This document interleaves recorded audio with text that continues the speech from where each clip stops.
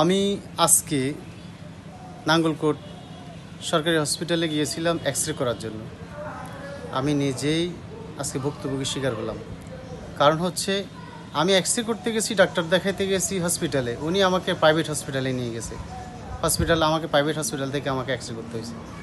তা এখানে যে অব্যবস্থাপনা, এখানের কোনো চিকিৎসা বলতে কিছু নাই, এটাই আজকে তার প্রমাণ পাইলাম।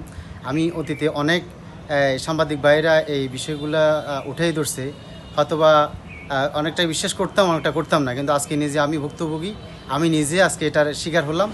আমি ডাক্তার দেখাতে গেলাম, চিকিৎসা করতে গেলাম হসপিটালে, সেখানে ওনাদের এক্স-রে মেশিন নাই, এক্স-রে মেশিন চালানো মতো সেই ম্যান নেই, মেশিন নষ্ট, বিভিন্ন অজুহাতে ওনারা প্রাইভেট হসপিটালের দিকে, কমিশন বাণিজ্যের দিকে চলে যাচ্ছে। এখানে থাকা সত্ত্বেও করতেছে না থাকা সত্ত্বেও করতেছে, এটা বিষয়টি খতিয়ে দেখা ঊর্ধ্বতন কর্মকর্তাদের প্রতি অনুরোধ রইল। বিষয়টা হচ্ছে এক্স-রে মেশিন কেন থাকবে না একটা হসপিটালে? একটা স্বাভাবিক একটা মেশিন থাকবে না এক্স-রে মেশিন মতো জিনিস, এটা আসলে মানিয়ে নেওয়া যাচ্ছে না। এক্স-রে মেশিনের ম্যান নেই, মেশিন নষ্ট, সেখানে ওরা কমিশন বাণিজ্যের কারণে প্রাইভেট হসপিটালের দিকে বিভিন্ন আমি দেখছি আমাকে সহ আরও যারা অনেকে আসতেছে চিকিৎসার জন্য এবং পরীক্ষা নিরীক্ষা, সবগুলো ওরা দালালরা ঘুরতেছে, দালালদেরকে দিয়ে ওরা প্রেসক্রিপশন দিয়ে ওরা পাঠাই দিচ্ছে বিভিন্ন সরকারি হসপিটালের পরীক্ষাগুলো প্রাইভেট হসপিটালে করার জন্য।